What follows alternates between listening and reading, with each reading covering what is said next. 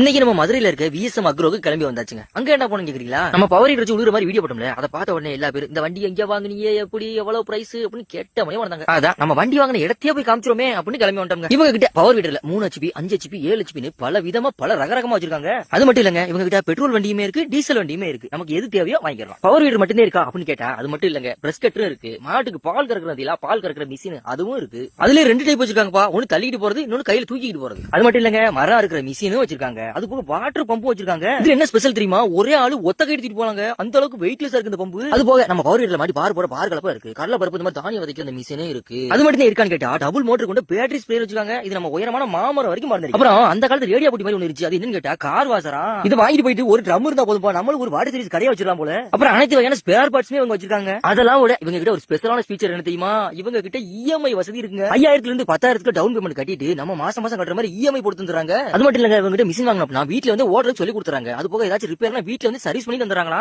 நிறைய பேர் வந்து கடை அடிச்சு திரும்பி போயிருங்களா. கதவு முன்னாடி இல்லங்க, சைடுல இருக்கு பாருங்க. இங்கிட்டு வந்து பாத்துங்க. இந்த கடை என்ன இருக்கு, நம்ம பாண்டி கோயில் பக்கத்துல இருக்கு. வேற எதுவும் தகவல் எதுவும் தேவைப்படுச்சு அப்படின்னா அந்த ஸ்கிரீன்ல தெரியும் நம்பருக்கு கால் பண்ணி பேசிக்கோங்க. பாய்.